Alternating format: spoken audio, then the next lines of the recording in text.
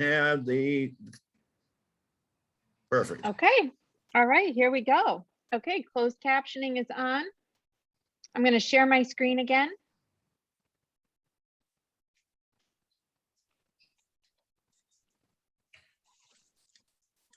Okay, Doreen and Kyle, go for it. All right. Well, good afternoon, everybody. It's just about the afternoon. I'm Kyle Matheson with Miss Doreen. We have just a couple of requests, some rules that we like to please follow. If you need to use the chat, but only use it as an accommodation. That especially for folks, if anybody here is on ACC users, etc. Also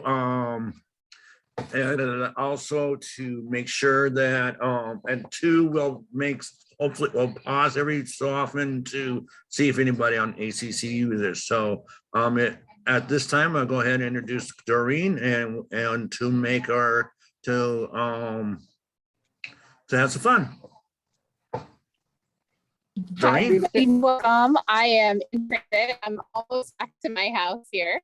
Thank you all for coming today. This is the third meeting that I have been co-facilitating, and so we've got some exciting stuff today. We've got a new diversity, inclusion, and equity facilitator to introduce for our conversation today. We just want to make sure that everyone, applies the principles of being present, being kind, making and taking space. So if you tend to be somebody who talks a lot, try to ask a question of someone who's quieter. If you're somebody who tends to be more quiet, take the opportunity to speak up and step up in the space. And we're going to leave that intentional time, like Kyle said, for accommodation purposes, and check in with our AAC users about every 10 minutes or so.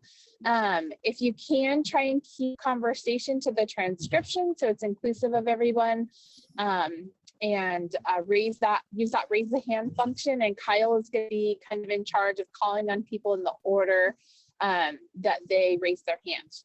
So thank you all for being here. Super excited to see you all. Hey, hi, Doreen. Hi, Michael. Hey, Mike Raymond. Good morning.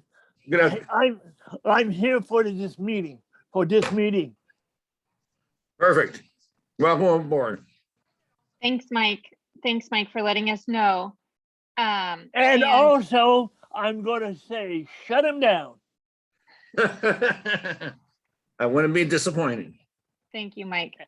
You bet. Are people able to read the transcription when I'm sharing the screen? Because I feel like that's a bug. I can't. You can't? Okay. I don't know why. Up on the top, it says live description. You can either click on that, or down below there is a says closed caption on the bottom of your screen. You can be able to click that and it'll do the same thing. Hey, Kyle. Hello, Mr. Mike. Okay. What the meeting's on after this? I'll tell you that later. Okay. Okay. Let's see. Maybe that's just on my end. Okay. So can everyone see this okay? Yeah. Great. And Doreen or Kyle, do you want to do a run through on the agenda for people who aren't readers and don't have? Sure, I'll do that really quick. Like we're done. We already done the agenda and housekeeping and I'm going to go over some timelines. We'll give time once again for folks that are ACC users to give input, etc. Next is myself, Doreen, and Adrian will give a brief summary of what's happening since the last meeting and check with input. And then we're going to be introducing Christiana Obery Sumner. I hope I pronounced it right. And to talk about why she's here and also give some time during that time for ACC. And then Christiana is going to facilitate out in groups or breakout rooms at this time. And then report back, get ACC input, and then give gratitude for, and then we're talking about the next steps. Give gratitude for Doreen's introducing new co-facilitators for Eric, Anthony, and Eric. And then Andy and Doreen will discuss for signing a letter to our legislators. And that's about it. That'll lead us up to about 1:30 and continue there. There, okay. I just, and so thank you, Kyle. And there will be a little bit of adjustment on the agenda to what was posted. But I hope we can all be flexible. So at this time, I want to go through a little bit of what has, oh, Mike, do you have your hand raised? No, Okay. I was just thinking what I was going to say. Okay. And Kyle, you'll keep an eye on hand raises and chat box. Yes, for I us? sure will. Thank you. Okay. So what's happened since we last met? I'm going to go through a few things. And Kyle, will you also help admit people into the waiting room? Because I'm still getting folks coming. Yeah, oh yeah, I am. I'm watching. Great. Okay. Last one has already came in and I'm watching. Great. So So I'm going to read these and then I'm going to go through slides that kind of explain everything. Okay. So since we last met, in addition to all of the incredible work that has been going into each of the work groups and each of the spreadsheets, we received a letter from some self-advocates, and we put that letter in a Google document that I'll show here in a bit. So based on that feedback from that letter, we've committed to doing weekly video updates so that people who are having trouble accessing the spreadsheet and understanding the process will feel like they're not so far behind or left out. Based on feedback from the letter, we've brought on more staff from the DDC for some admin support. This project is incredibly time intensive, and it's more than just I can do. Can you check the waiting room, Kyle? I just did. Okay, thanks.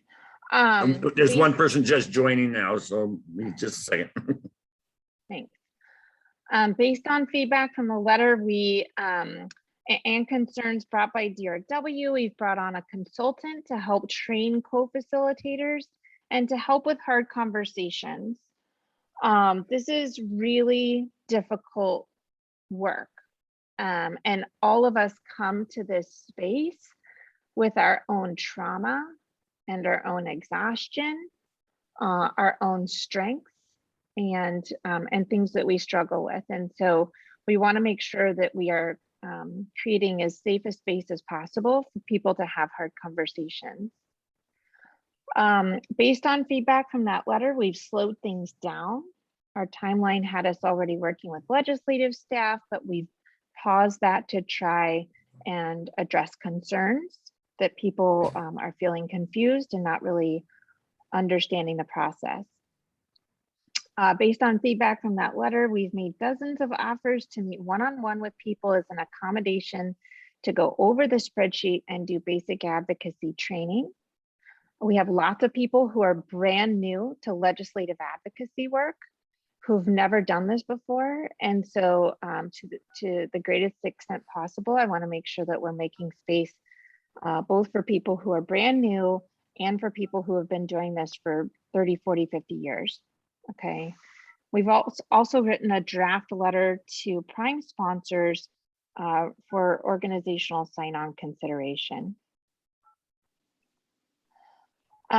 So I'll send a link out to this document. This is just a screenshot of the Google document that we put up. And in order to deal with concerns from people in a really transparent way.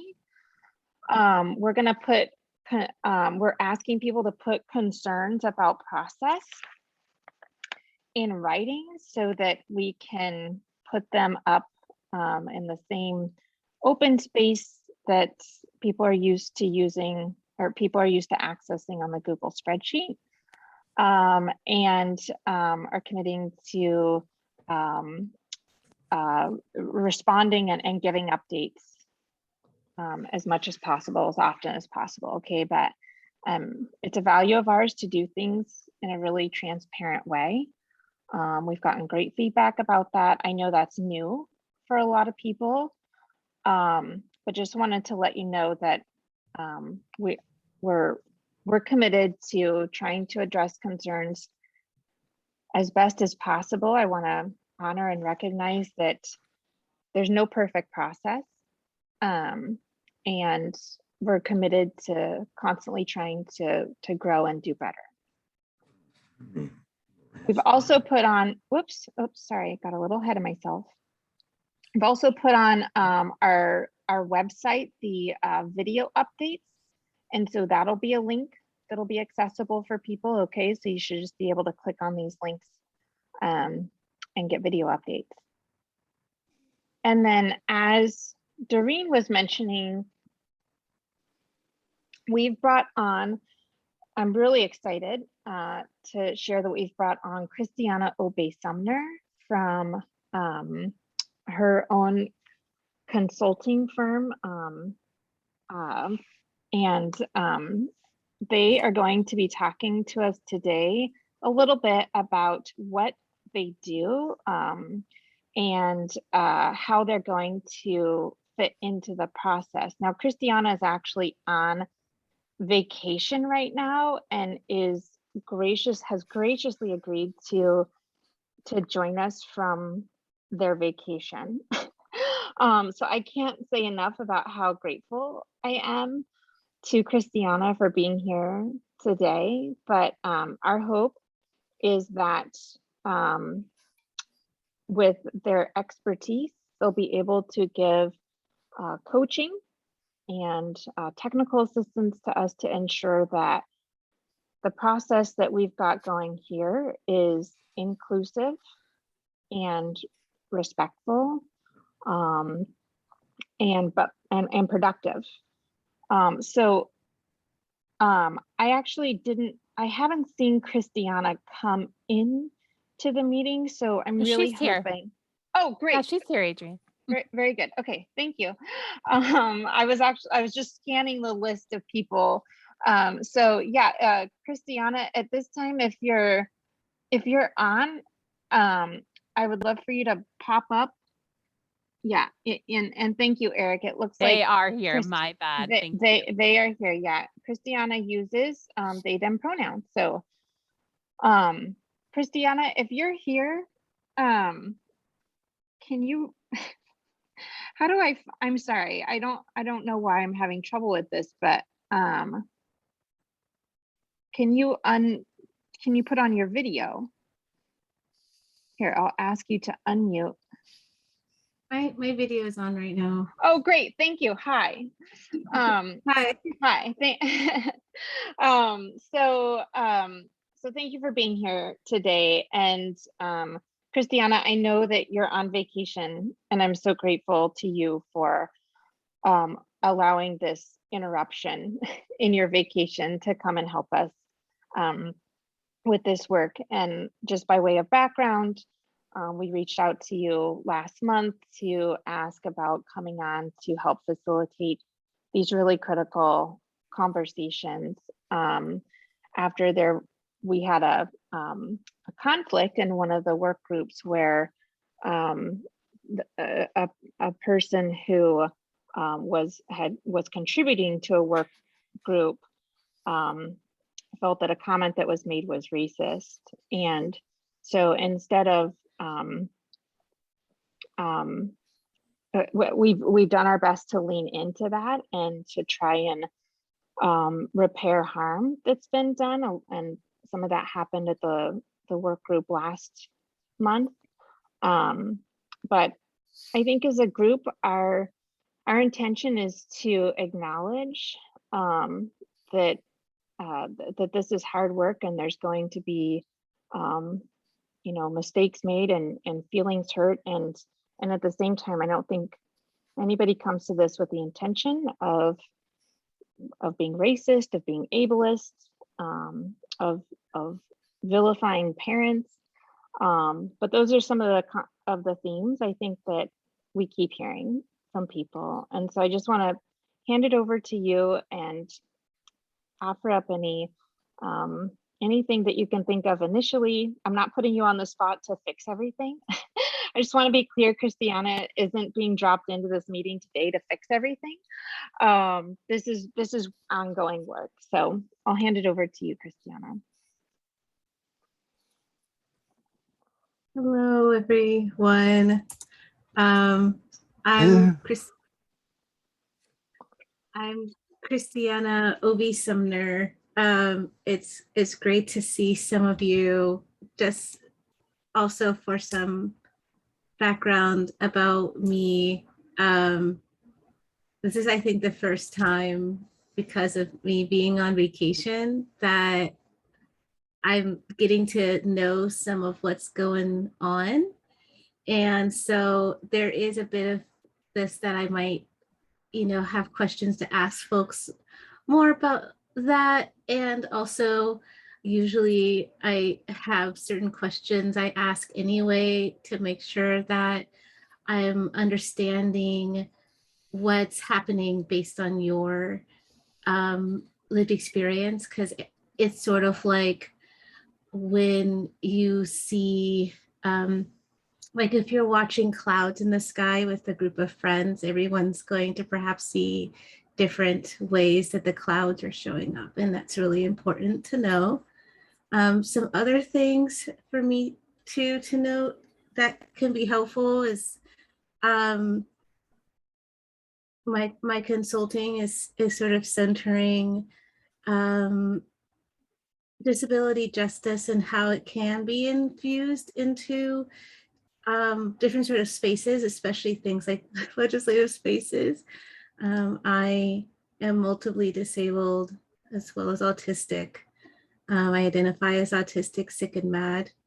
And so while I will make sure that I'm still approaching this as your consultant to share that is a lived experience that I'm bringing in too. So wanted to share that if there's ever any questions or anything like that, please let me know. But also to note that some of you know me from being in community, but for others to just note that that's something I'm more than happy to have conversations about, of also being someone with IDD.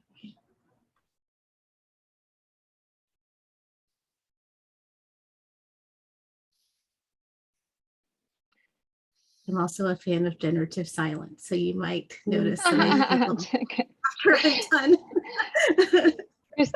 I'm really bad at interrupting people, Christiana, so I was just making sure you were finished. So again, I just want to be clear.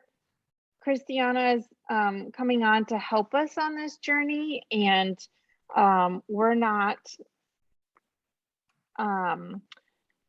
going to lean back and just say, okay, they've got this and there's no work to be done, right? There's lots of work to be done. And we're committed, and with every intention of doing this in a way that is inclusive and authentic. And that might be messy at times. So I just want to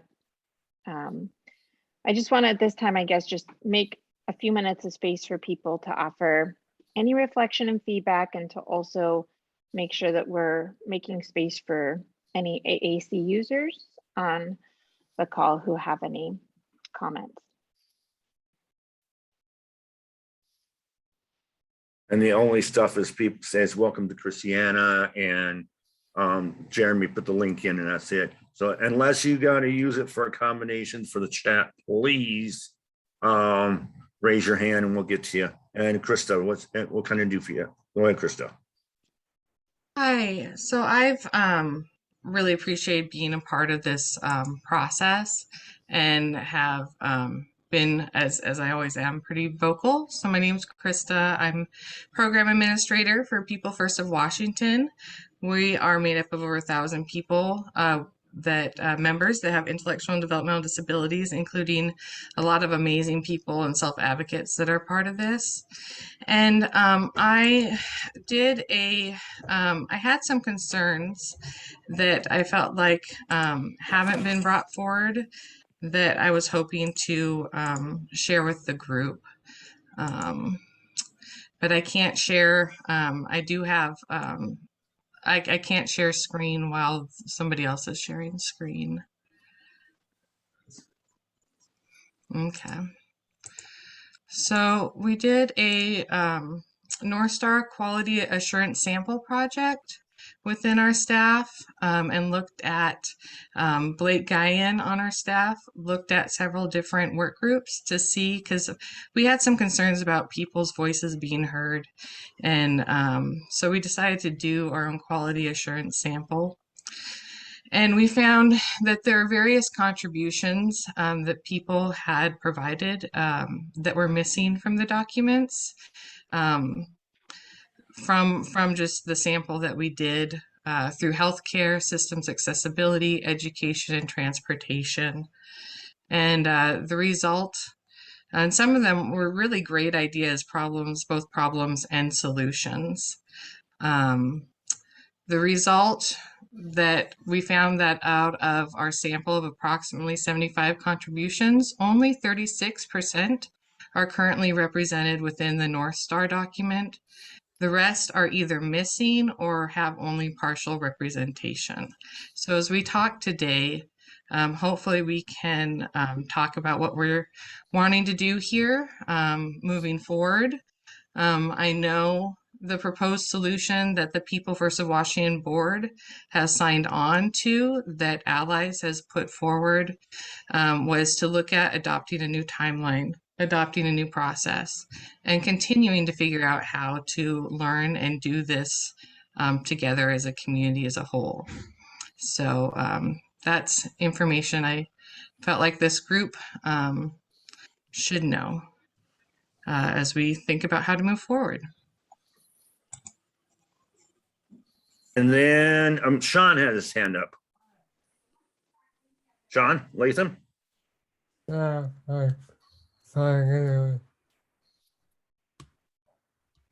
This is Sean. First, Christia Anna, welcome. I feel like I should say where Allies is. As far as our letter to North Star, Adrian has sent us a written response, which the Allies board is reviewing. We haven't decided a formal responses and what our involvement will look like. I will say I was very disturbed with the report People First had about how many items were not recorded in the document.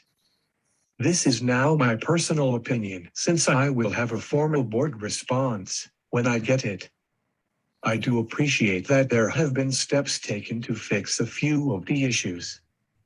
That said, I think it would be good to slow down and make sure we have a good list of items that both self-advocates and family members agree with. I think making sure we have a list that adequately meets the needs of all and is accurate should be voted on before we ask the facilitators to work with legislators would be advisable, and I feel the only way to handle this and other self-advocate concerns, we should extend the timeline out for a year.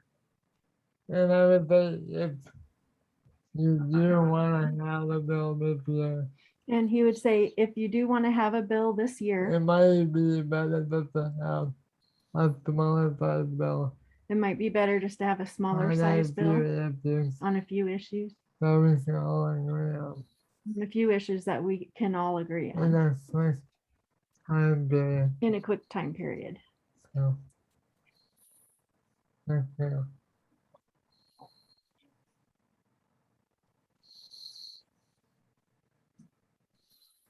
Thanks, Sean. Mike, did you have your hand up?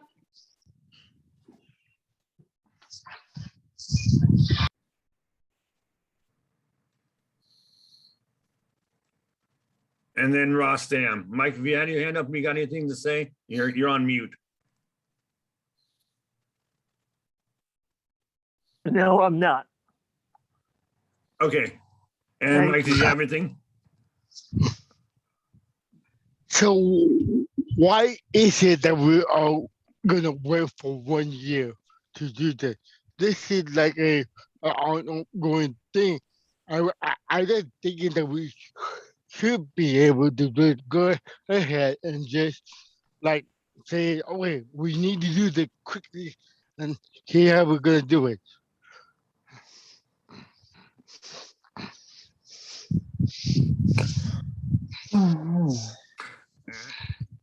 Okay, Ivanova. This is Ivanova. The only thing I wanted to add, the only thing I would add is, we want to be part. I personally want to continue on, but I also acknowledge that, if the discussion keeps being just around, like if we need to try to step back from the bureaucracy. I feel like sometimes they get too focused on the bureaucracy of the system, and it's not accessible when the discussions are always on that and not on the accessible discussions about the actual problems and solutions. But we get stuck on the little tangents and bureaucracy stuff that's what a lot of sale numbers have had struggles with, is the bureaucracy stuff. But I think that we don't want to leave the table, because we don't want to then no self-advocate at the table. We want to be here. But the table right now is not accessible. So we need to like get a different table. Like, I'm just trying to use the analogy, like we need to get a different table, or we need to get different chairs, or maybe we need to get a different venue. Like the venue of the discussions is not accessible, maybe. Like, I don't know if that's making sense at all, but I hope that makes somewhat sense. But I want to be able to move forward, and I think we can. We just need to figure this stuff out. And Julie? I just really need to act now. Are you saying something about slowing down? No, I'm not ready to act now. Julie, I think you said we need to act now. Is that correct? Yes. Yes. Okay.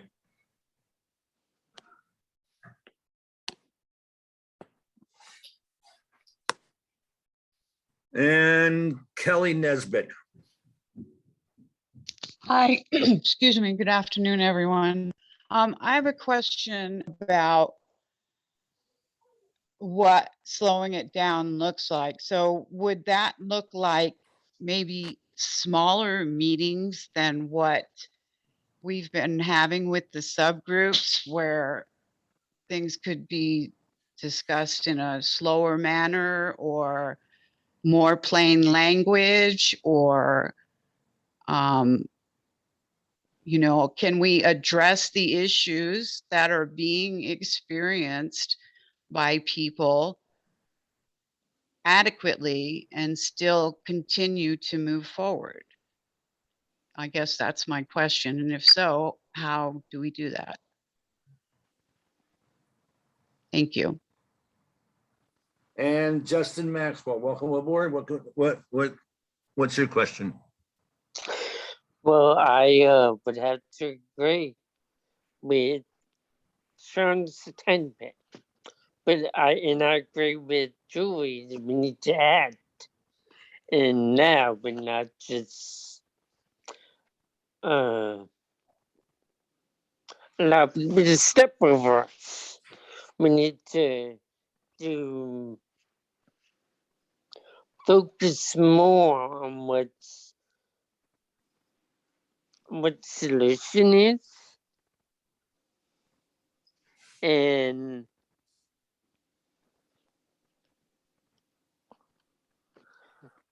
sorry, I don't know what I'm saying.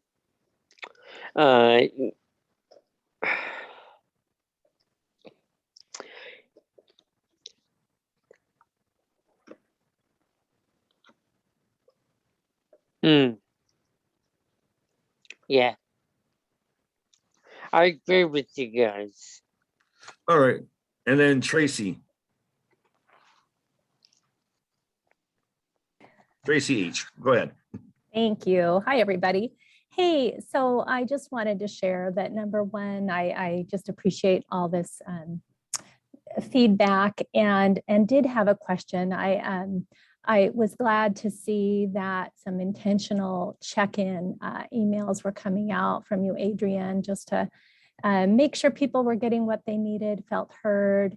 And I just appreciated that opportunity to share feedback and wondered if that feedback was captured in that spreadsheet that you referenced earlier, or if there's another place where all that feedback was captured.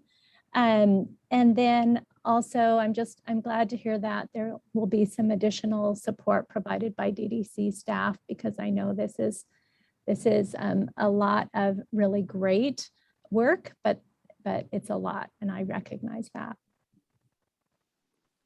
And then Ross Dam again.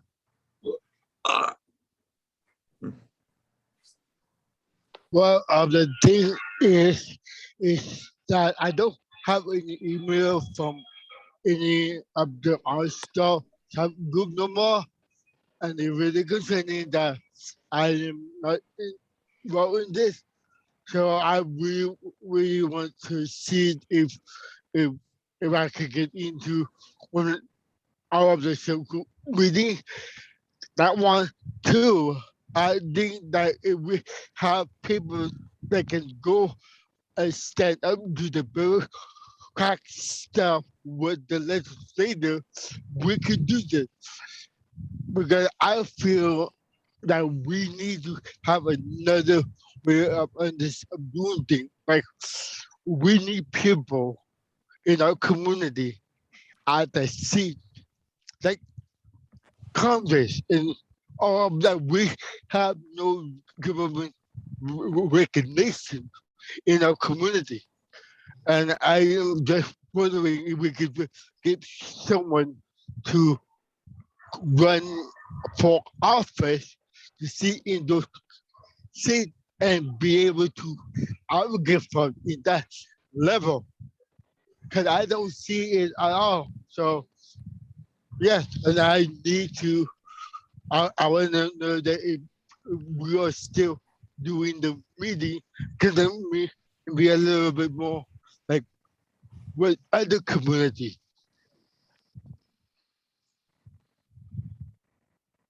And Justin, one more time. I now understand what I'm going to say. I agree with Ross. Our community, this disability community, is not being respected, and we should have, forgive me, but we should have a lot more chances and be a lot further than where we are. And I know we could do this because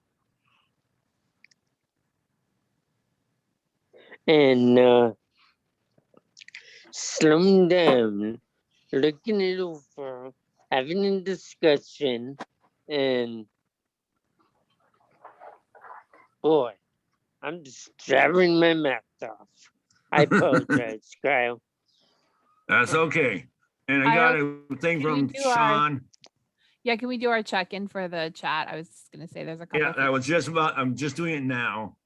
A lot of it just has to do that. And then the last one is just basically, it says, Sean Latham says, I would like to saying slowing down will look at trying to focus and make sure that drill down smaller sections and make sure everyone has to follow and understand and feel good about the parts before moving to an additional sections. Also making sure that all voices are heard and respected. I think it just takes time, but I think we can do it.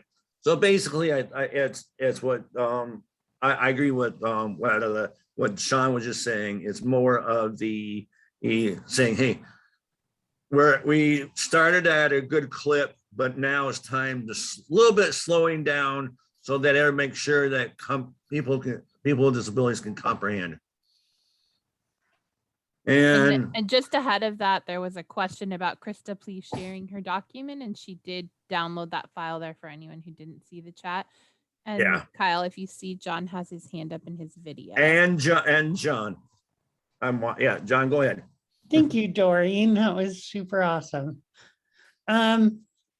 So I am also concerned about making sure that self-advocates' voices are being heard. I don't think that the spreadsheet, and Adrian and I talked about this yesterday, I don't know that the spreadsheet is an accessible format for a lot of the self-advocates who attend these meetings. The only reason I know what a spreadsheet is because I have to use it for my job.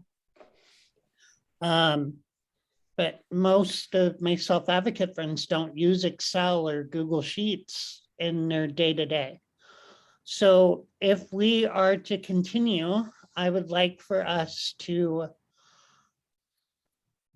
make that document more accessible and more readable. And what that looks like is a Word document where all of the problems and solutions for each little committee are housed. The chairs and the co-facilitator can continue to use that spreadsheet if it helps them keep things organized.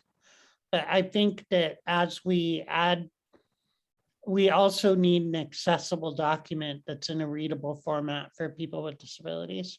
I mean, most screen readers don't work with Excel. So just thinking about that.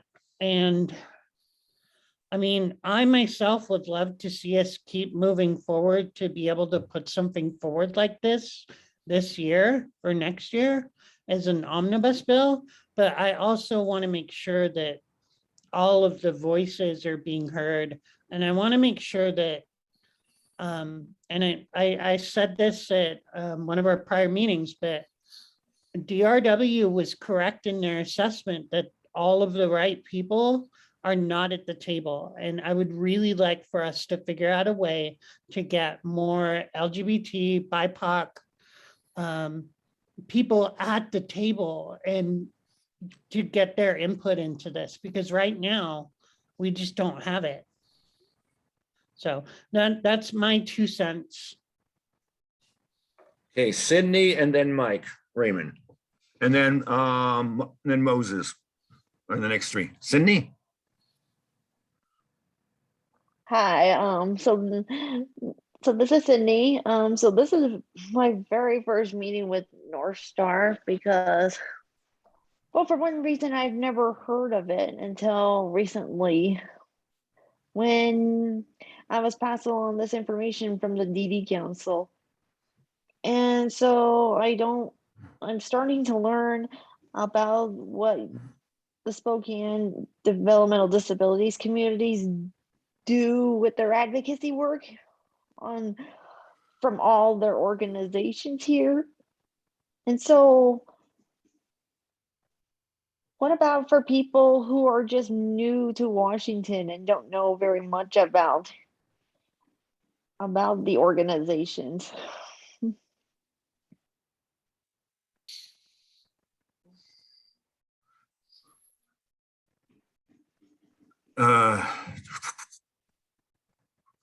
it's easy to refer, make some good referrals and et cetera.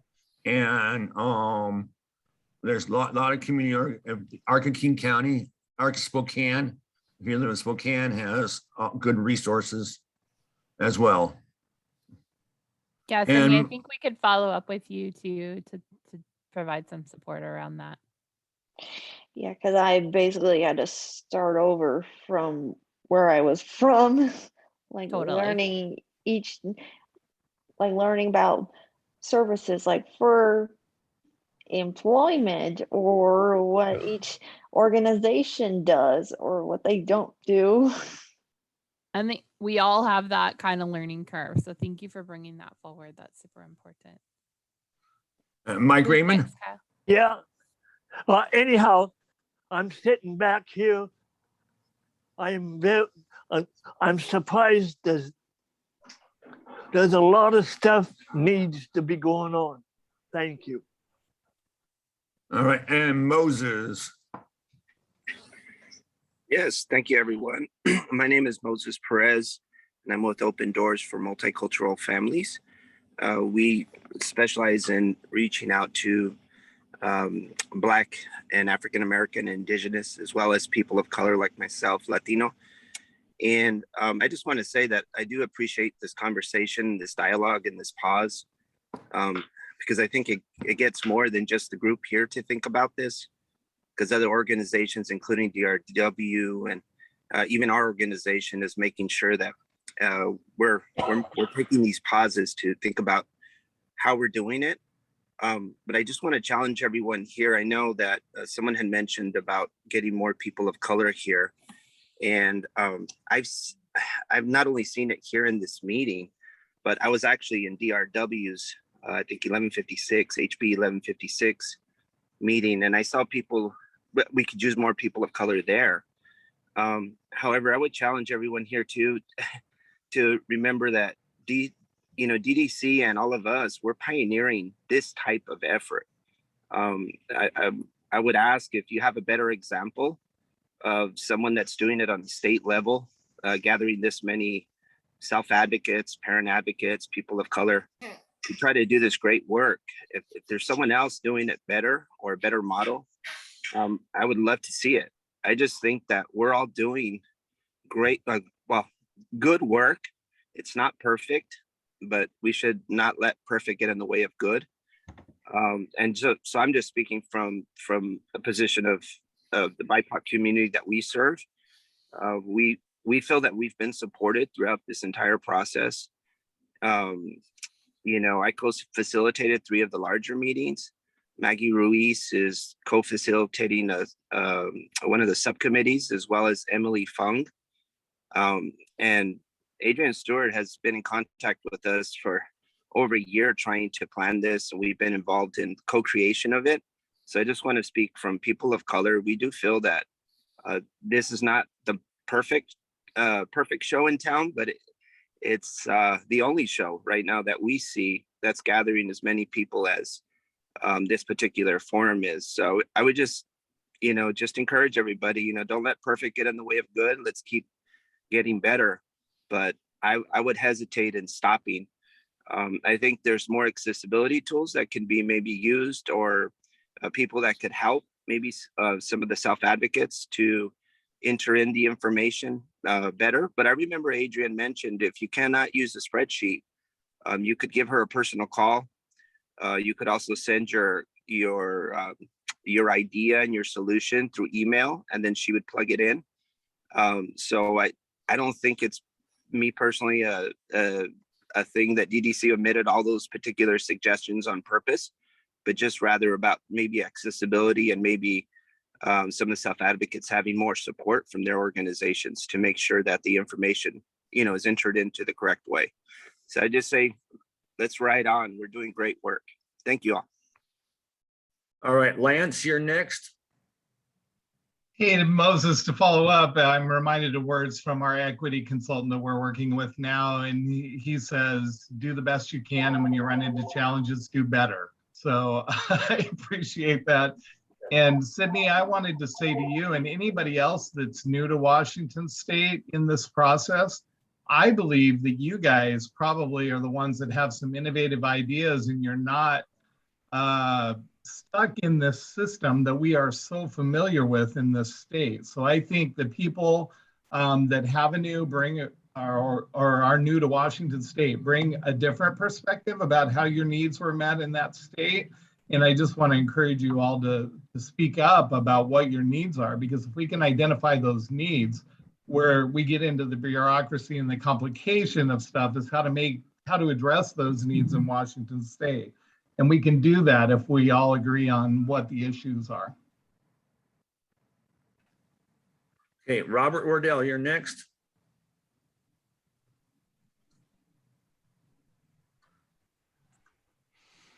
I would like to say That's a lot better. that we need to work together and build this thing up. Thank you. All right, Robert, and then Linda Hyatt. Thank you. Golly. So I was co-facilitator on one of those groups, kind of unwillingly, but I did it because I knew a lot about the subject. But, you know, one of the problems is I'm a parent, and the other parent that I work with, she worked full time, and, you know, I had a very high need child. And this is not our day job. You know, this is, you know, we're volunteering to do this. And I think, you know, I feel more hesitant in the things I say now. I feel like kind of what historically what happens is I think there's a belief, there's a failure to recognize the diversity of people in the disability community. That, you know, there's I think what's happening is that it highlights the diversity of opinion, experience, the different roles, you know, the level of disability, why you're here, the motivation, and who you're here to represent. You know, you may be a parent, you may be a self-advocate, but you also may be being paid by a particular business interest. So it's kind of, I'm not sure that there's full disclosure going on here, but there are differences. I don't think that we can come to agreement on what's needed, because what you might need may be entirely different than, you know, what my daughter needs, or a lot of people with disabilities might need. So I think to have to surrender your need to, you know, for someone else to approve that that's, you know, what the needs are. I'm not sure that I'm saying that correctly, but I think we need to step back. And I will tell you, I was a case manager for 22 years. You should listen to what I'm saying here. I have never, and I don't want to cry, but I will. I'll try not to. I've never been invited to anything. I don't get to sit at any table. I know a lot. I've experienced a lot. I had an older brother who lived half of his life in Fircrest. I know what that's like, but I know that I'm kind of, I don't have access. I don't have anywhere near the access that most of you do. And I can reach out to, you know, headquarters, central office. I know a lot of stuff. I know a lot of solutions. Anyway, the only thing I've ever been invited to, I was asked to leave because I made DDA feel uncomfortable. We have a problem here, and it's very toxic, and it's very divisive. And over time, the services, everything has gotten worse. And what we've done is created an environment that facilitates people losing their homes and going into institutions. So I'm not an institutional fan. Sub-minimum wage seems like people, you know, just kind of stereotype,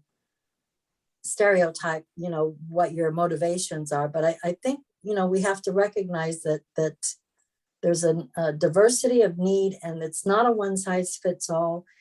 And if it's nothing about us without us, sometimes I feel like it's for my daughter, people like her, it's everything about us. Everything about us is without us. That's what it feels like.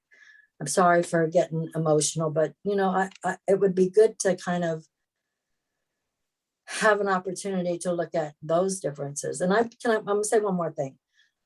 I've seen a lot of people with developmental disabilities who have pretty significant high acuity, There is a level of disability that's more moderate to severe, and it crosses all ethnic, racial boundaries. And those people do not have a voice. And they've not had a voice for many, many years.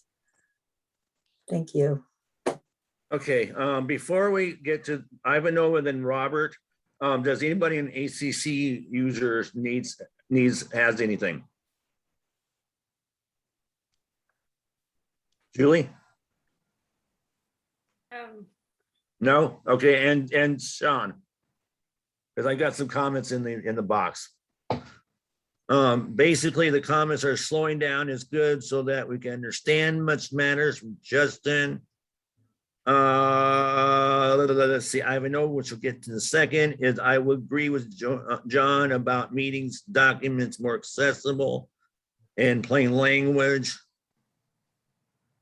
Oh, come on, get on my way. Excuse me. Let's see, where are we? You want me to Plain tackle some language. of those, Kyle? Yeah, would you? Because I had something going. Go ahead. I totally can. That's no problem at all. So slowing down is good so we can understand what the whole matter is. I agree with John about making documents more accessible, having plain language Word document version to be a good idea. That was Ivanova. Sean, a lot of counties have a community guide. I believe that was in response to Sydney. Whitney, so if we slow down, what exact metrics of inclusion will satisfy us in order to move forward and present something to legislators? Does anyone have in mind a certain number of boxes to check? How many people do we need to hear from before we think we are ready? Will we ever reach a point where we agree that we're ready to move forward? Stacy Dim says, I agree with Whitney's comments above. Is there a way we can address the concerns and still find agreement to move forward in some way? I really want all people to feel heard and get what they need. And if there's a way to add support to this work and group effort, we can be more effective as a community, demanding change together. If we don't move forward as a group, we will continue to act as individual organizations and people, which is not always in concert and sometimes divisive. We're less effective when we don't work together. This seems like a great conversation identifying what people need and what we can do. I'm open to what amount of time this takes. Ivanova, thank you, Moses. That makes a lot of sense. Perfection shouldn't stop us from moving forward. Stacy, we have over 200 people involved in this effort. It is bound to come with some bumps and conflicts. Thank you for your comments, Moses. Francie says, amen, Linda. Lance says, many parents in this process have a professional role as well as being family members. And then Ivanova stated that she was confused, I think, about the comments being made by the last speaker. And Jessica, I can't read your whole last name, sorry. I think it's Renner. As the new sale policy coordinator, I'm willing to do whatever sale members want me to. I haven't participated in a lot of work groups on my own because of confusion and not being heard, but I don't want self-advocate voices silenced. I'm willing to sit in on a few important work groups as a sale representative. I agree we need to slow the process and focus on a few key issues. Stacy, I'm so sad and empathetic to all the trauma people have experienced. They bring to this table and effort. It's impacting us and it should be acknowledged. And Jennifer apologized, but she has another meeting to attend. She's enjoyed being part of this meeting. Thank you all for your passion for this work. And Krista, to move forward as a group, we need more than 33% inclusion. 33% is not a group. It's not even a majority. We need to adjust. Better, not perfect, but clearly we need to clean this up so we have something to present that honors each other. And that's the chat. Okay, Ivanova, you're next. And then Robert, and then Diana, and after that. Ivanova? Hi, this is Ivanova, and I was just confused of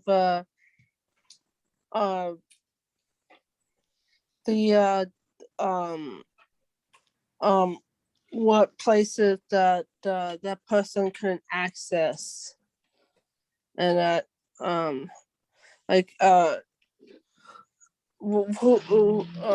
was just confused by that. Like, who do you think is able to access everything? Because I was confused of what you were referring to. Okay, perfect. Thank you. I'll try. I was confused by Linda's comments, so I'm trying to just understand what she's trying to say. Thank you. Okay, we have 3 more people. As soon as Linda Hyatt's done again, we'll go on to the next agenda item. So Robert, you're next. Robert Wardell.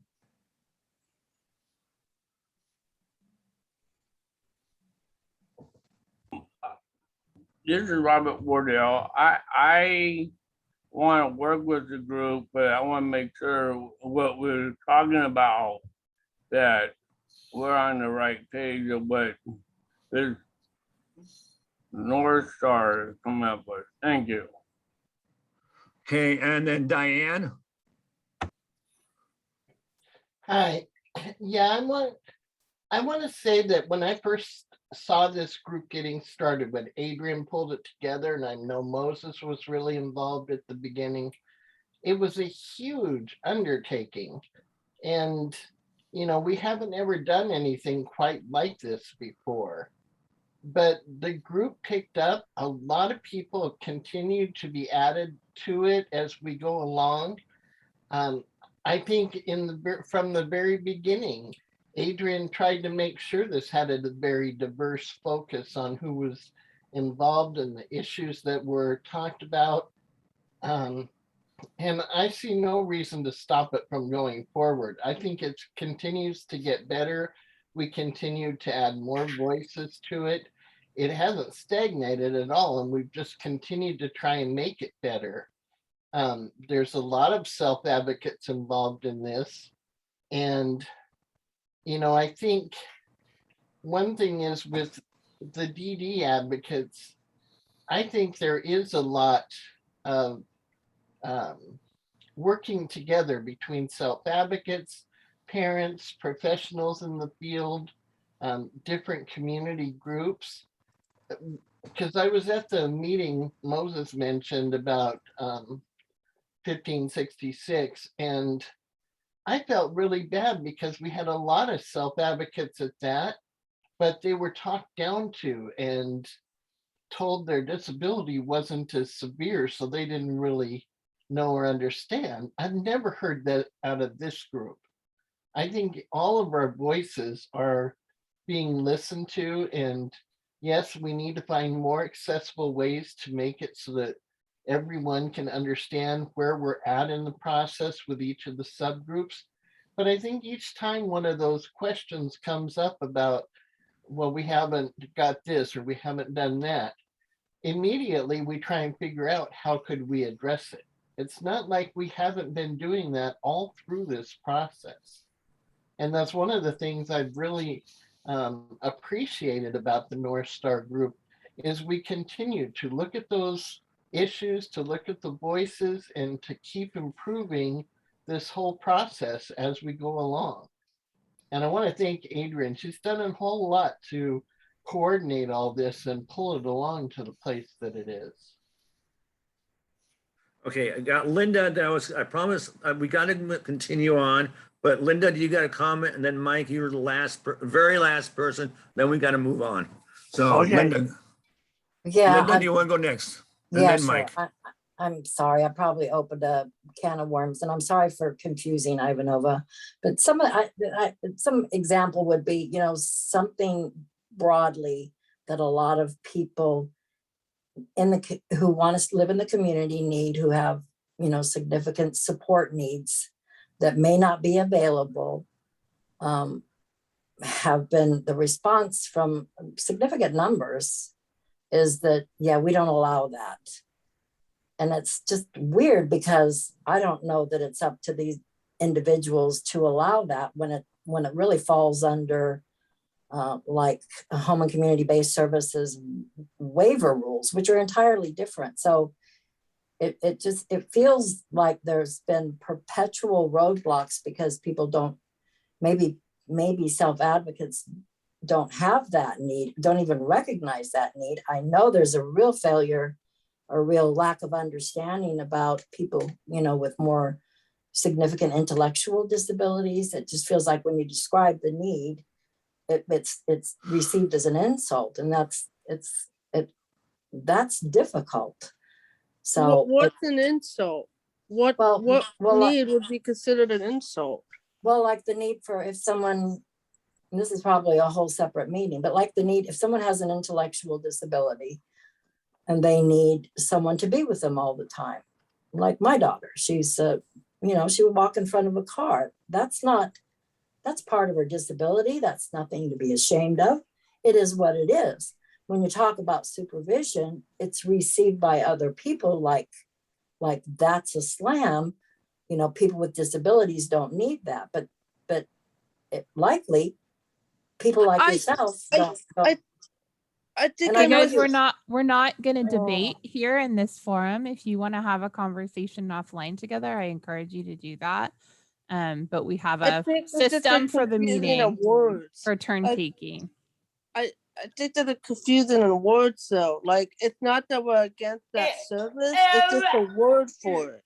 I know. I understand that. I know there is a level of understanding, but it feels blocked.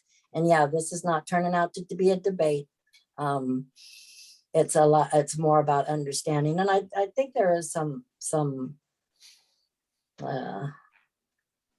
efforts to divide actually too.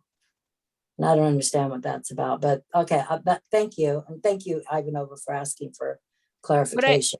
What you guys will do is sit down and talk about this, right? And like actually work towards understanding.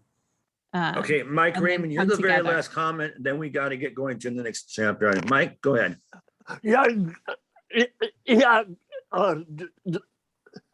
I've been sitting back here listening to it and stuff. I think we should do a good job, so go on.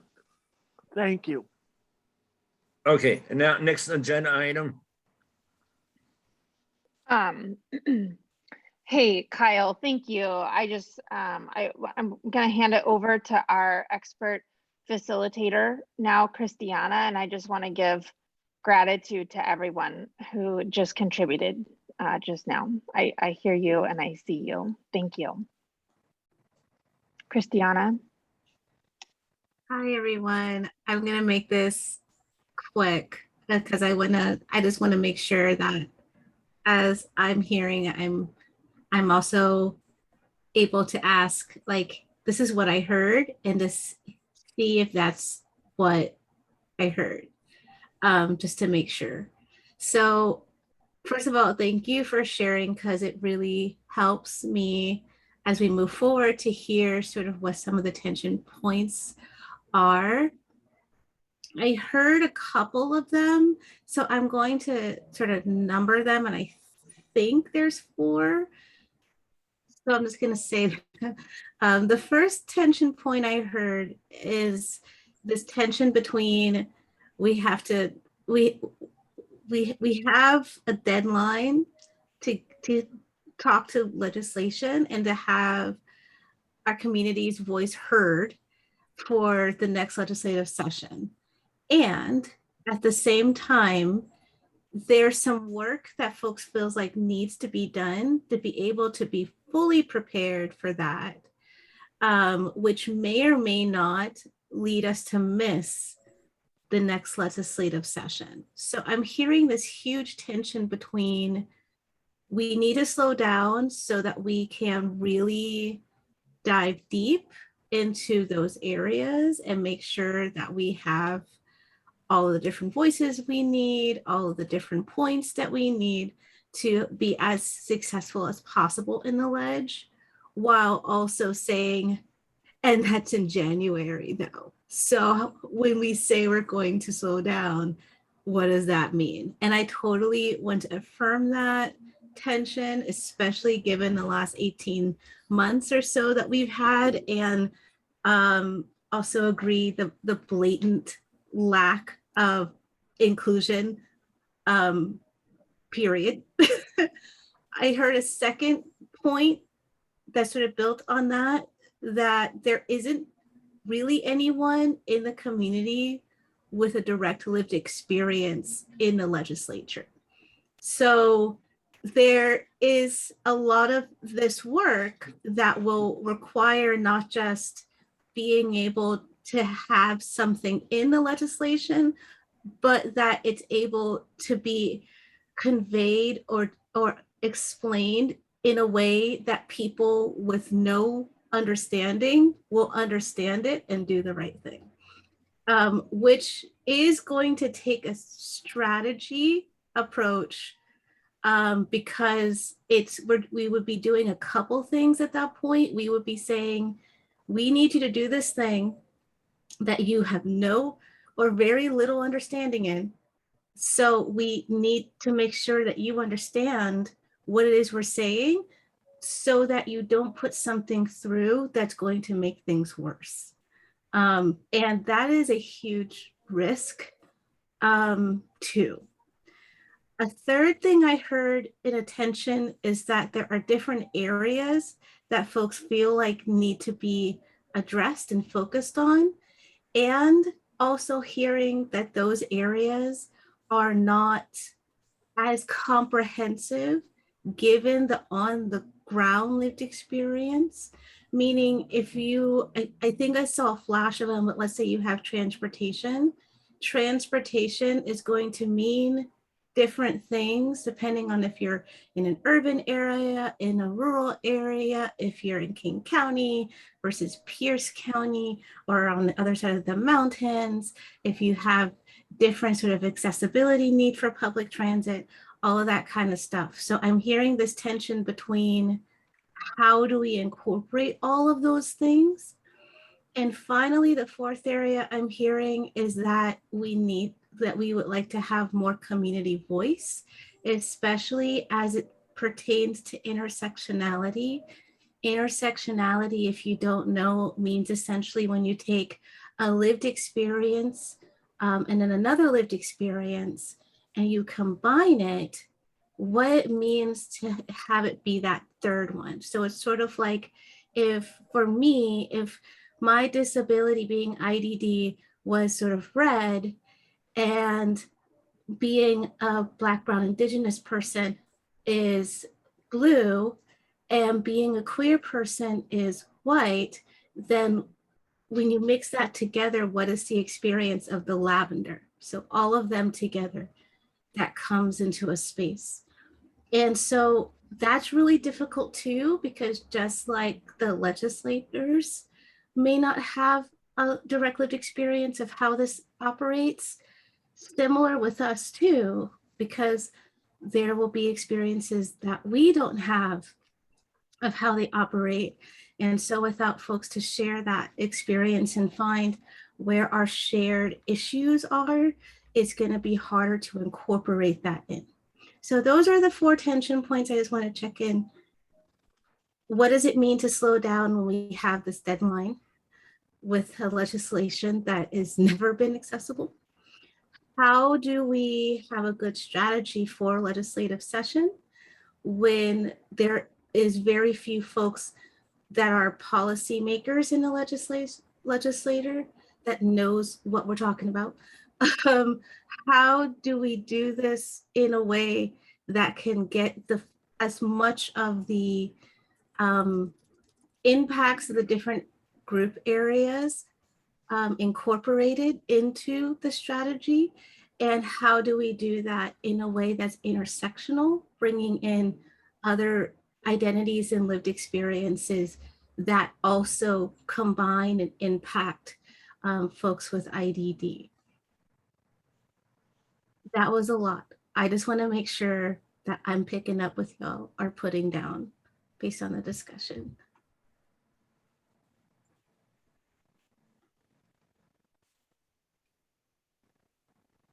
Yeah, I think that's a beautiful reflection of the tension points. I think there's also just historical trauma from all sides in feeling very unheard, whether you're a parent or a self-advocate or a professional who's trying to serve a people group that is marginalized and treated very badly, I think overall.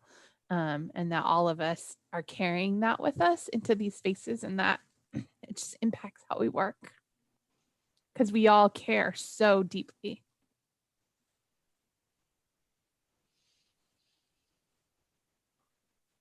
Kyle, any thoughts as a co-facilitator there? Not much. I think what it is, we're online. It's more of the, is that I think you hit it on the nose. It's that I think what it sounds like to me, and to move this process forward, is to saying, what areas do we need to slow down at? What areas can we still forward it ourselves, but still can keep up what kind of, because we put a good tight in our, when we first began this process, like about 6 months ago, something like that. It would have been that we decided to put this like a timeline when we're going to make sure things are going to happen. But now, as we are going through this process now, it just says, now we got to slow down, let's take a chance and slow down just a bit, but enough to, but let's still be able to get a hold of our legislators enough to saying, hey, here's what we have so far. Is there a way we can help break it down maybe to say, hey, this is what it is, this is how much it covers. Now, can we be able to take it from there? But there has been a process in there that is saying, hey, why aren't the people with disabilities not being heard as well, or not getting recorded? And so, but otherwise, the biggest comments that I would have is, I would agree what Christiana just said, is more of, here are the 4 areas, here are what we have, and then we need to be able to move on. What we need to do is figure out what is our next steps? What do we need to do to keep reflecting, keep the, excuse me, I got somebody I need to admit. So that's, and then I got a couple chats, and then that's about it. You want me the to read reason the why- chat, Kyle? or Go would you ahead, like would to you do it? please? I That sure makes it- can. I know that it's long, and then when another person puts up, and so the Tracy, hold on, I want to make sure I get far enough back.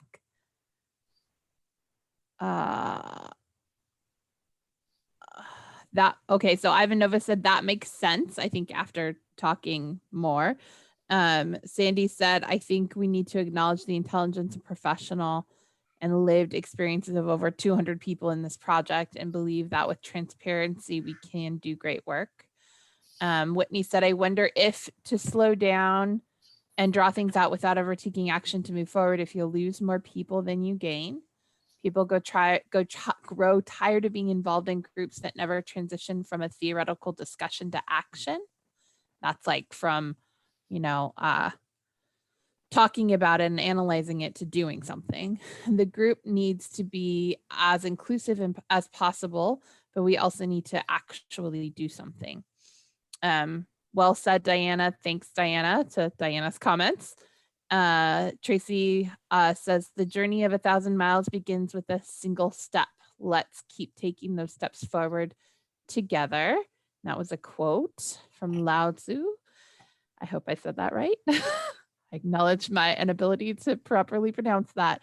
Ivan Nova said, I want to run because all of the stigma around IDD, and not sure how I'll be able, I don't know how I'll be able to run without people hassling me over my riding ability. Yeah, I understand that. So greatly appreciate the DDC's role as conveners. It's a tough job. The DDC, or a Developmental Disabilities Council, is the vessel for our community to come together. I'm grateful for the efforts to do this convening, and so grateful to Adrian, Janine, Jeremy, our co-chairs. That's Kyle and the participants. I hear and see everyone's efforts, and I also see some efforts to intentionally divide this effort. I want to say thank you to those working hard to keep working on this great effort. Diana said, well said, Stacy. Sean said, thank you, Christiana, for explaining so clearly. And that is the chat. And anybody from ACC users have any questions? or comments? Julie, I know you're one. Do you have any questions or comments at this time?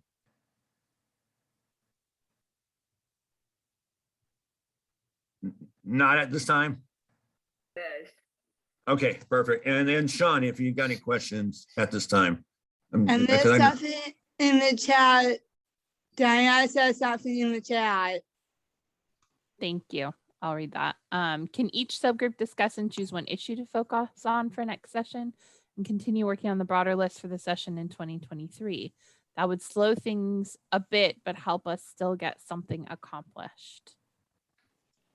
So that's a proposal.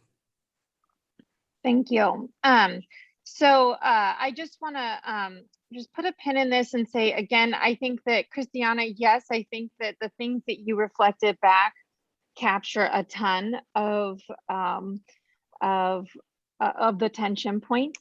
And so I'm really grateful for you doing that in such a quick, articulate way, again, on your vacation. Thank you. I want to acknowledge a few things that have been said, and then I want to see if we can get through a little bit more of the agenda that we have, because I definitely want to share a little bit more substance as well. You know, when I first came into this work, it was very clear that there were a few people who didn't have lived experiences, who were the decision makers. And they would go to the legislature every year and say, here's what we want. And theoretically, they were speaking on behalf of an entire community, which we all know is not a monolith. We all have different needs and different opinions. And so when I came into this work, I was really grateful that I found other like-minded people who said, we want to be super transparent about this work, and we want to build capacity and build community and bring people along. And so when I initially came to this idea of organizing our community in this way, it was with those principles of transparency.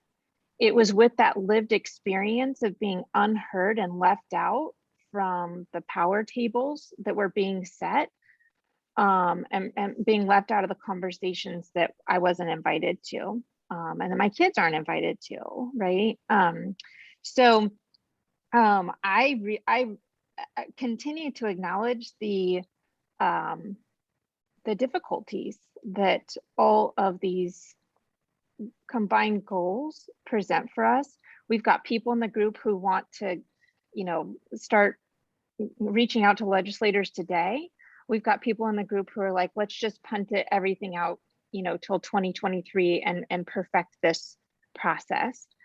And so I continue to remain committed to figuring out how we, and I just want to say too, a lot of the concerns that people have brought up, I feel like I am answering and addressing, and but they keep coming up. So I'm going to ask for some specific coaching from Christiana about how to maybe communicate better, right? Because I need that support, I think. I just want to say too, you know, one of the things that we've asked Christiana to help us with is coaching and supporting co-facilitators to take notes and to capture what is said in meetings. That's a skill, right? That not everybody comes to the table with. And in these meetings, we're having organic conversations and expressing concerns and frustrations about a really traumatic and inaccessible service delivery system. And it isn't always clear to the note takers when I'm coming to you with a problem and a solution that I want you to input into the spreadsheet, or when I'm just kind of venting and, you know, saying this thing off the cuff. So I want us to get better at making sure moving forward that, you know, there is clarity around, hey, I have this problem and solution. I would like inputted into the spreadsheet. I think some of those simple things could be really helpful for a group. So anyway, I want to bring up just a few more slides that I have for the end of this meeting. And again, just give real gratitude to everyone who has shared today and everyone who keeps coming to the table and sticking with this. I'm really, really grateful for you and for this work. Mike Raymond And- has one quick comment, then we'll continue. Mike, real Go quick, ahead. Mike. Shut them down. Shut the institutions down. All the way. Amen. Shut them down, Mike. Yeah. You bet. Shut them Okay. down. Shut them down. Yep. Can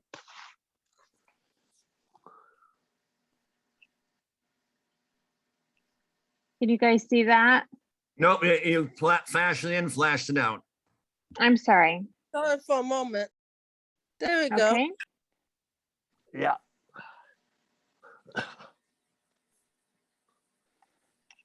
Okay.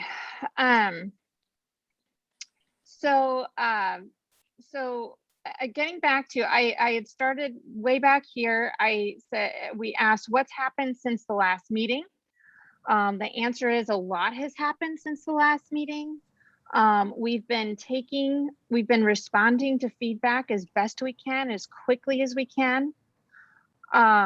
Again, we are trying to put people's concerns into a Google document to make sure that we're tracking them and responding to them.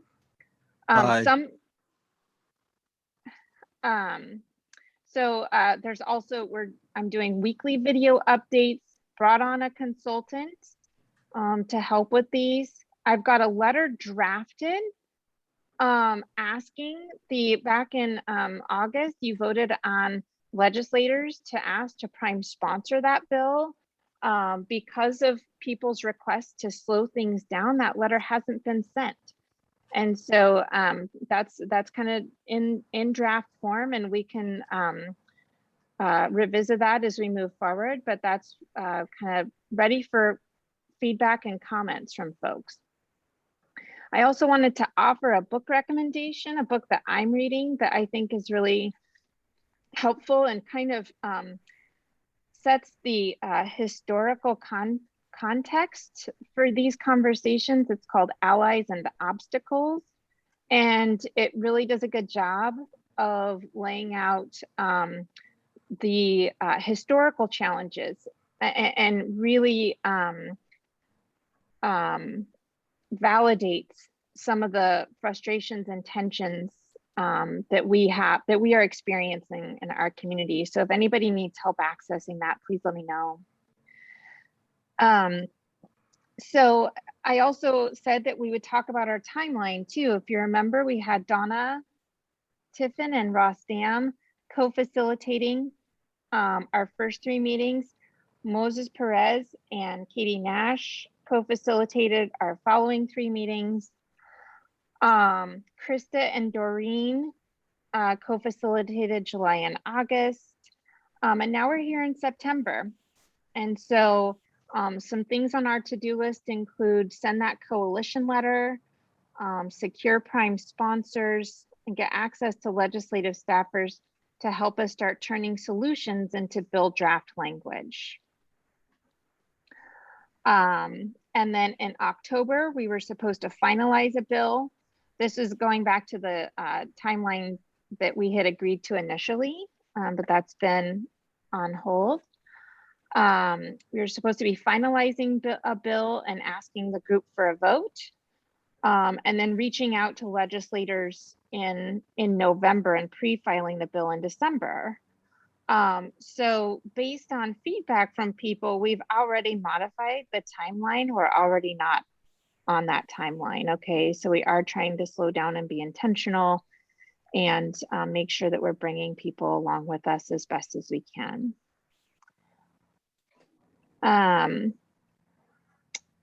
I want to acknowledge and give gratitude to your current co-facilitators of each of the groups. And if you haven't scheduled a group meeting and you need support with that, please do let me know. Right now, we're going through and just making sure that everyone understands every line in the spreadsheet, and we're categorizing the issues that are in the spreadsheet, and making sure that people don't feel like they have more things to add to the spreadsheet. Okay. And then finally, I just want to give huge gratitude and welcome aboard your new co-facilitators for October, November, and December. Eric Mathis and Anthony Nash have agreed to co-facilitate the main group moving forward, and I'm really excited to have them on board. I'm also really so grateful to Doreen for her facilitation and to Krista for the 2 months that she facilitated. So that ends the substance of the PowerPoint presentation that I had for you all today. And I just want to give some space again to answer any questions that people may have. I will stay online until about 2 o'clock to help explain anything that people have questions about, to go over the spreadsheet if you want to. I'll just generally make myself available to answer any questions that people might have. Yeah, and Robert has his hand up.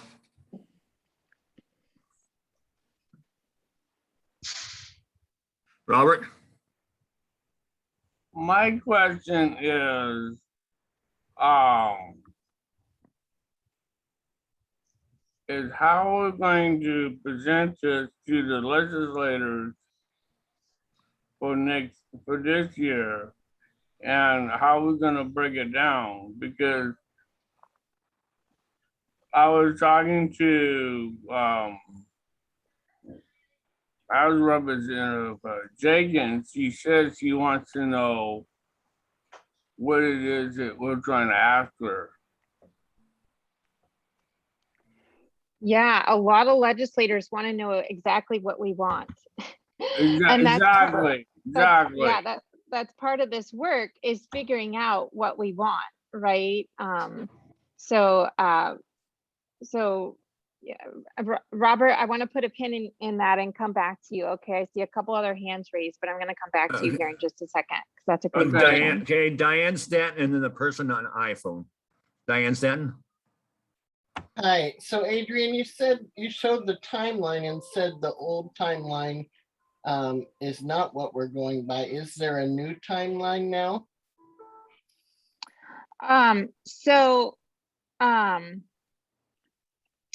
No, I have not created a new timeline based on because based on people's concerns. Yeah, I have not created a new timeline based on people's concerns. I'd like to have a little bit more consensus about how we move forward. But I just wanted to show people that we have slowed down the process tremendously. And so, but the fact remains that January is fast upon us. So that new timeline needs to be agreed upon soon. Well, that was why I had put that in the chat, wondering if there was a smaller chunk of this that we could still keep on the timeline for January, because I went through the spreadsheet and looked at all the different subgroups, and it doesn't seem like any of them are near the point where they're ready to put into a bill with everything that's in there. Yeah. So that's why I needed legislative staff to come on board in like July. Right, because they what I was trying to explain to people was we need to be working closely with legislative staff to help research anything that needs to be researched to make sure that what people are proposing can be addressed by the legislature. There's some things that are going to have to be addressed by feds. There's some things that are going to be well within the purview of the counties. So it makes sense that we need guidance from legislative staff on each of these work group topics. And we need to work together closely with legislative staff, but until I get prime sponsors to give us access to legislative staff, it's, all we can do is continue refining the problems and solutions and making sure that people have access to the document. Sorry to interrupt, Adrian. This is Eric. I'll just be very, very short and apologize that I need to get going because I have a 2 o'clock meeting that's coming up soon. And I haven't had lunch at all day, so I just need to. Oops, you muted yourself toward the end there, Eric. Sorry, I was talking so quickly. Sorry, and I didn't realize I was muted. Sorry, everyone. I'll be very quick. One, I have a 2 o'clock meeting that's coming up pretty soon. 2, I haven't had lunch at all today. I'm excited to be a co-facilitator for this group. I'm here for all of you. If you have any questions or comments, you can always reach out and email me and Anthony, and we will do our best to fulfill everything that you wish that you want to see. So have a great day and weekend. I love you all. Yeah. Have a good one. I think that's a good time to say it is 1:34 and this meeting was scheduled to 1:30. So if you need to go, please feel free to exit and head to the next meetings. We have made a commitment to stay on for extra time after each of these large group meetings for individuals who need time to process and still talk. And we've got a couple hands from Ross and Margaret Lee. We will stay on until 2 o'clock, everybody. I just want you to know that. For anyone that I still also has have more a to 2 say. o'clock meeting as well, but Yeah, Kyle, it's okay. I promise to stay on and. Hey, I got a meeting at 2 o'clock too. Okay. And Doreen, this is Diana. I didn't quite finish what I was saying. Okay, go ahead. Thanks. So I'm just wondering, Adrian, as far as that timeline, is there a way we can give some, because even in the groups when I attend them, they are still coming up with more problems and more solutions. That part doesn't even seem to be finished yet. And so I'm wondering if each group could take at least one thing that we could put forward for this session and then still keep working on the omnibus bill for 2023 and set a timeline to do those two things simultaneously. Yeah, I'm totally open. My only value that I want to make sure that we're sticking to is that it's done transparently. There's a lot of issues that I think can be addressed that are ripe for addressing. That it would be nice to have legislative staff come back and say, you've got to research this more. This is going to cost way too much money. This is too complicated, whatever it is.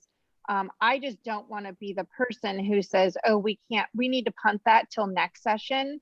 I know that really urgent issue that you want to address. We're going to punt that till next session because it didn't make it into some arbitrary timeline or some, my prioritization or whatever. So there's, but I feel pretty flexible about what gets submitted to the legislature this year. I think we need to understand this is a year of educating and that this is a supplemental budget year. There might not be a ton of extra new money available to be dedicated to the things that we need. But the way this works is you've got to get in the queue and you've got to make your case to the legislature for many, many years sometimes in order to get success. And so I am eager as somebody who is a heavy user of the service delivery system in our state via my kids. I'm eager to start addressing some of these really pressing problems. So I Does that see answer your hand. question? Yeah, go ahead, MLP.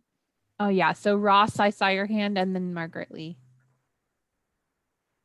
Okay, so why do I don't have the email to the subcommittee?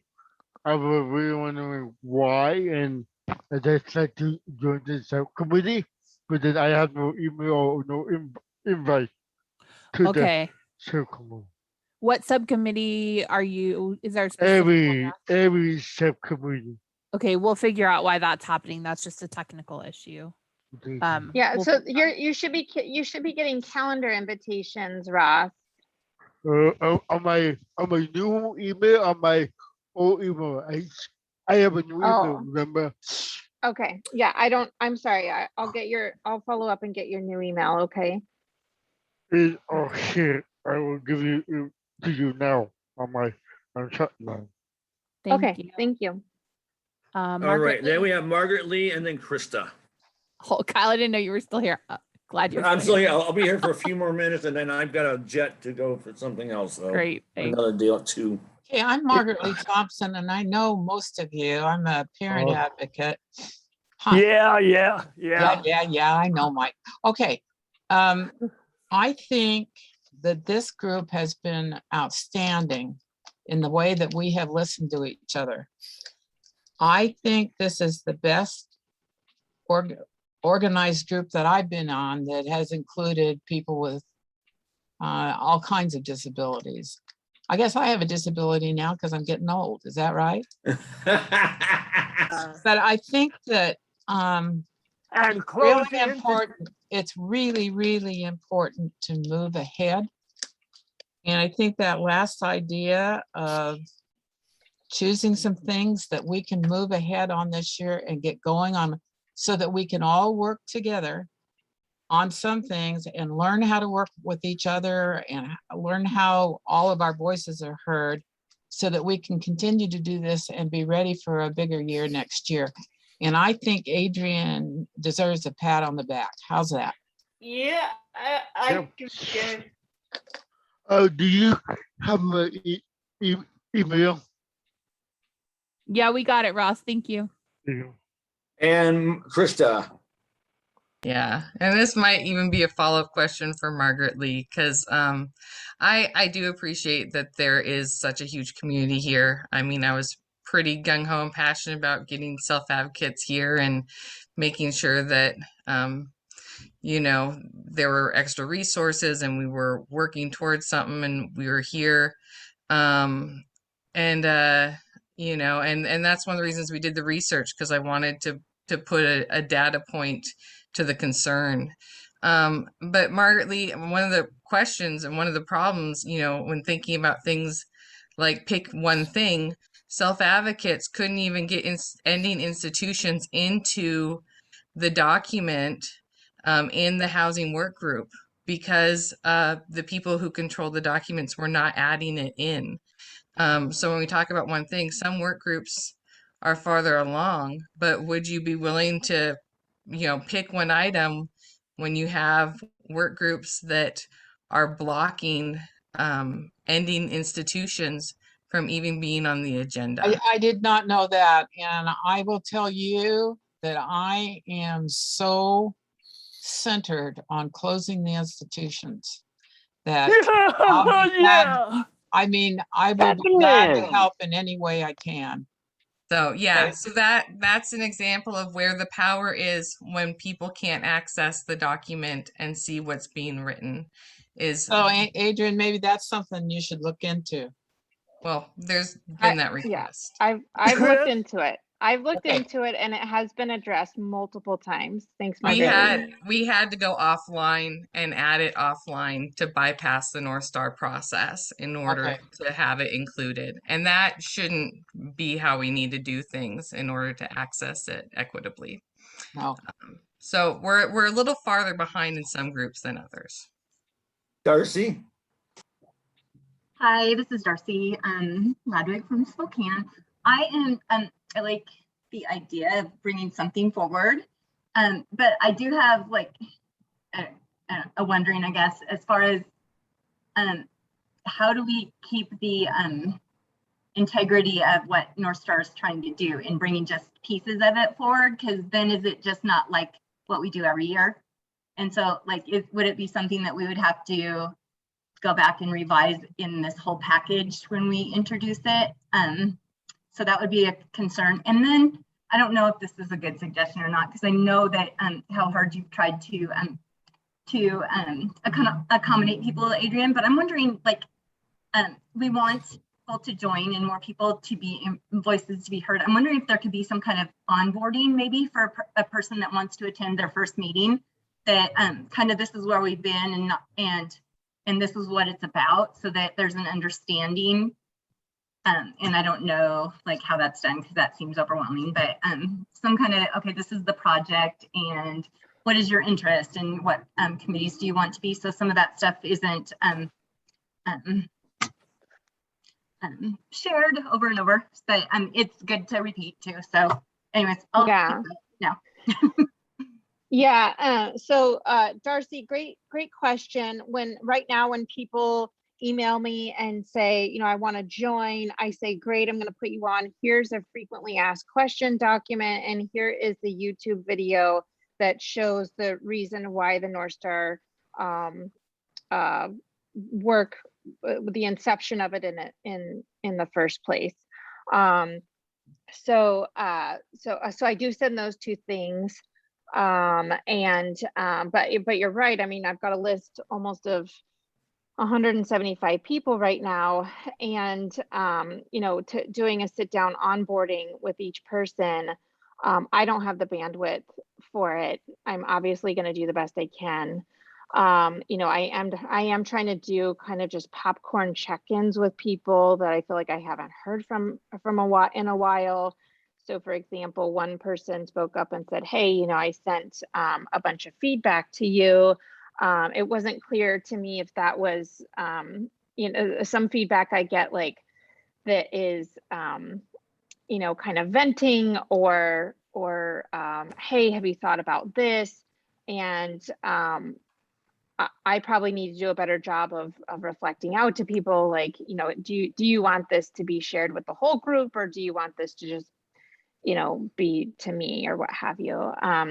So there's still some kinks getting ironed out, right? And I think part of the hard thing for people too is that I've completely been transparent about the sausage making that goes into coalition work. It's not easy. I do think that there's people who are, you know, eager to work together and to figure out shared solutions that come to this work in good faith. And then others who maybe don't or do it on an infrequent basis, and that can be hard. But I think, you know, we are all just waking up every day and doing our best. As I said, I'm bringing on, I just got a little bit more capacity from another DDC staffer to come in and help with the really voluminous amount of administrative work that this has helped generate, or that this project has generated. I am trying to rely on co-facilitators, and part of the hope too is that when Christiana comes on board and helps,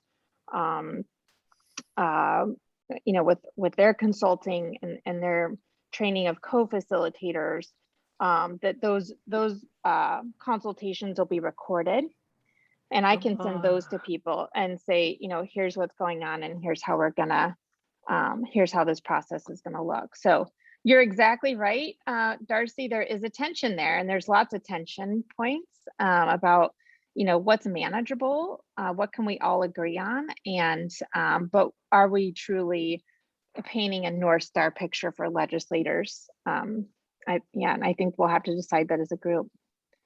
Can I just say too that I think you're fantastic, and I think that I think it's a huge undertaking. One moment, Mike. You've done great. So I wasn't trying to be critical, and I don't think no. Okay. No, I don't. Yeah, I don't. Okay, you got Mike, and then Ivanova, then I'm going to say Sayonara, because I've got another meeting coming in 10 minutes. So I think I do too. Mike, So- and then Ivanova, and then Julie. I got Mike and Julie first, Mike and then Julie, but I don't know who doesn't have her hand up yet. And then there's a few more added comments. So Mike, go ahead. I would like to say, shut him down, and I'll see you at the next meeting, Kyle. Thank you. Yeah, my next meetings is with Amy for something else, but otherwise I'll talk to you later. Okay. And then Julie Clark, you're next. Can you knock me down? Yeah, I think. Yeah, I can do that for you. Oh, you already did. Perfect.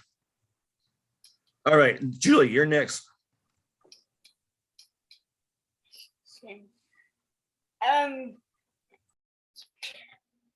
Yeah.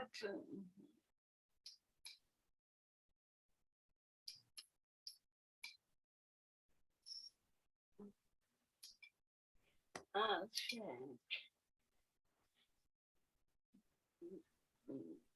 Never mind.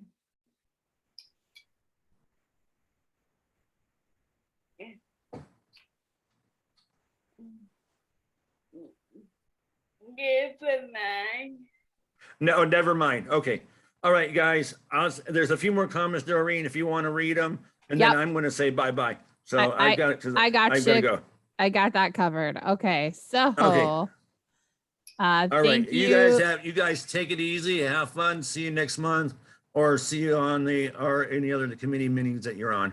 Yeah, thank you for jumping in with me, Kyle. I appreciate Thanks, you. Kyle. Hey, not Have a good one. problem. Yeah, you too. So Sean, whew, sorry. Okay, so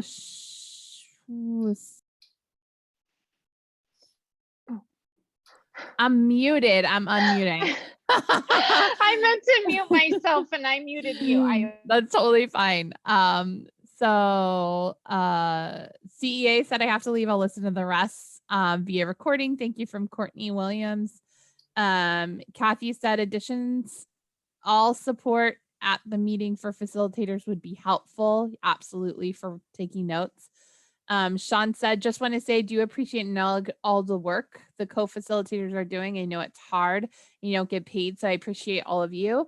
I just want to make sure things are easier to record and everyone is supported in what people need. I also appreciate the DDC for starting and working with us. My hope is that we can create a process that works for all, or a better process, I mean. Lance said, every previous effort like this was multi-year, and members of the Community Advocacy Coalition will continue to address some of the identified issues in this upcoming session. And Sean said, agree with Diana, maybe picking a few items for this session. Ross shared his email. We got that. Moses said, thank you, Margaret, for your comment. Really brought it home. Diana said, thanks, Sean. Maybe each subgroup choose their top 3, then check with staff as to which ones are possible to move forward this year. Well said, MLT from Darla. Kathy said, to clarify that ending institutions was added. How about onboarding video? Thanks for all your hard work, Adrian. Darla says, thank you, Adrian, for all your amazing work. And Mike, I agree, shut them down. Sean Latham, thanks everyone for the discussion. Everybody have a great weekend. And that's the chat. And I'm not allowed to raise my hand because I'm a co-host, but I've had a couple of comments. So it's okay with everybody. I'm going to take my moment of privilege here that I'm already Do it. Personal privilege. Take it, Doreen. I want to say thank you to the work that Blake and Krista did. I think that was very revealing and super important, and that I don't want to brush past that as such an important thing to look at.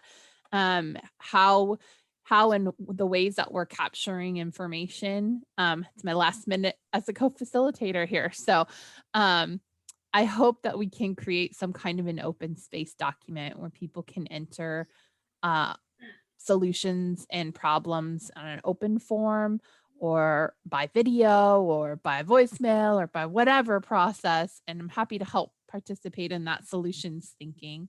And I also wanted to say that Google document was always made for people to enter stuff on their own outside of these group processes, because that is what made it an open document, right? That it was never intended to be only the things that happen in a meeting get caught and captured in there.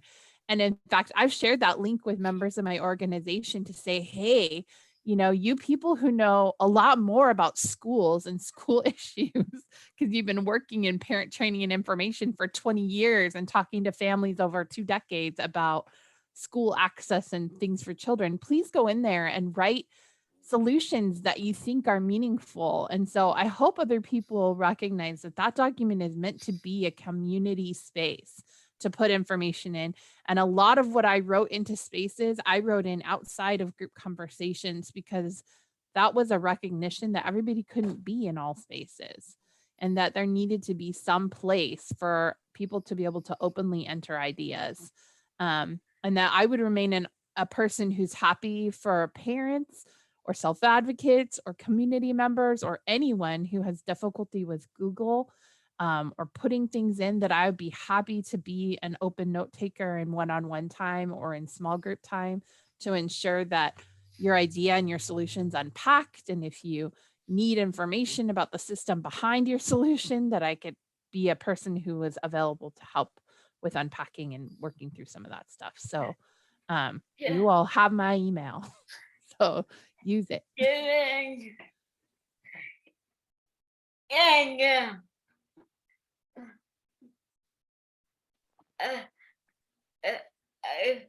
I put it in the chat.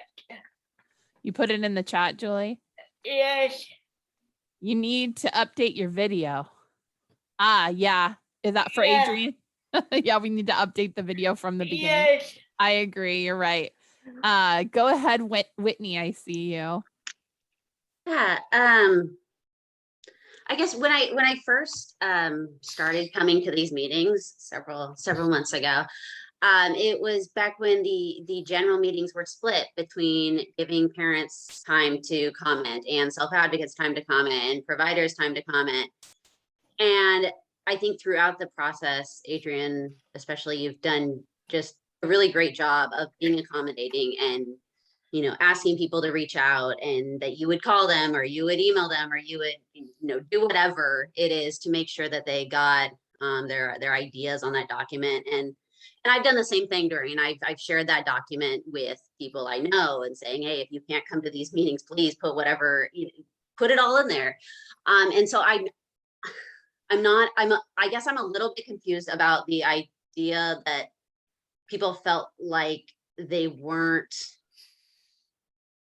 able to incorporate their ideas into the document. Like, I understand if accommodation was needed or somebody else had to put it in for them, but I guess from what I understood, the document was always open. And I think more than any other group I've ever been a part of, I think that this has been really accommodating to people to reach out. I every single meeting we've talked about that. We've talked about different options to reach out. And I think that says a lot about the process.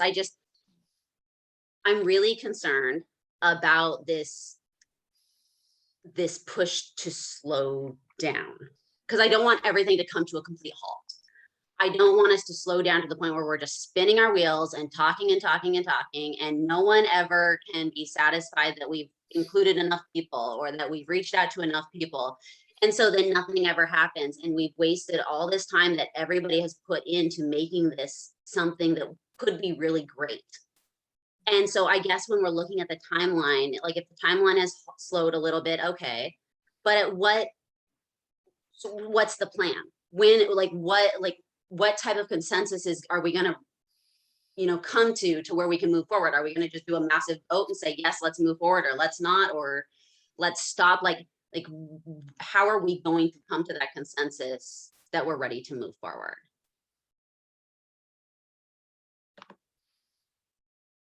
I don't know that there's a really easy answer to your question, Whitney. I agree. You agree? Julia agrees. Krista, go ahead. Yeah, this is Krista. I think there's room to move forward in a consensus, and still room to look back and fix what got undone. And Whitney, everyone having access to that document, maybe you were an amazing facilitator and then somebody came in because everyone had access and rewrote it. This document, because it has been open, people have been going in there and rewriting people's ideas to the point where they're not represented anymore. So maybe it was put in correctly and it was a great facilitator job. And so the result is that only 33%, if this document is truly what we use going forward, the document is not, it's a lie. You know, it's not representative of the group or the ideas put forward by the group. So but that could be fixed, you know, because if we can access all those Zooms and we have all those Zooms still, which, you know, we only had a small sampling because they're not all up online, but if they are obtainable, it is possible to get a true document created and back, if that's an investment of time and energy that is willing to be had, unless that document really isn't useful, you know. And that's what I don't understand, is the document useful? Because what I see right now is not a document that's reflective of the ideas of the group. So how can we lean on something that is not valid? I agree.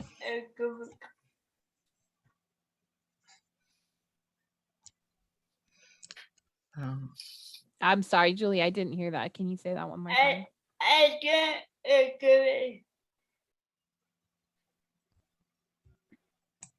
You don't Julie says she agree? doesn't agree. Yeah, Julie says she doesn't agree. But yes, So, I mean, a lot of these concerns have been, we've attempted to address them in the spreadsheet, and when you do open the document and make it accessible to people, there are going to be glitches. And so there is a tension, right, to balance between people who have open access and can plug in their ideas when they think of them in their own pace, in their own words, and making that accessible to people. I think moving forward, because again, this is a process, it's not a one and done thing. I'm hoping that people will continue to engage in. Moving forward, I think we need to say, is a Google document the best way to capture and request people put in their problems and solutions? You know, I think after we get done with one round of this, we do need to come and do a postmortem and say, was the Google spreadsheet the most accessible to people? Was it the most effective? Is there another product out there that's going to be accessible and effective at capturing people's problems and solutions? So, and Krista, People First of Washington has access to my Zoom account. So you have access to all of the video recordings that have taken place on my Zoom account over the last 9 months. That doesn't mean that I'm not working to get them up online, but it's an administrative support that I'm asking for help with from other DDC staff. And so that will happen. I'm sorry it's not on the timeline that people are needing and wanting. I'm trying to balance a lot of different things here. So I hope that people can see that we're trying very hard to be responsive, to be transparent, while also trying to move the process forward enough that we have something to go into the 2022 legislative session with as a community. And I'm so grateful to everyone who has stayed this long on the call today. I also just ate a half a bran muffin, and that's the only thing I've eaten today. I'm gonna fall over if I don't leave this call right now, so I'm sorry. Yeah, we're all done. It's 2:01. We've stayed on for our half an hour extra discussion. So thank you all for your participation, and the updates will be up, and you know, I appreciate all the responsiveness of everyone today, and thanks for your support, Adrienne, Jeremy, and community. Love you guys. Have a Thank good you, day. Doreen. Take good care, everyone. Bye.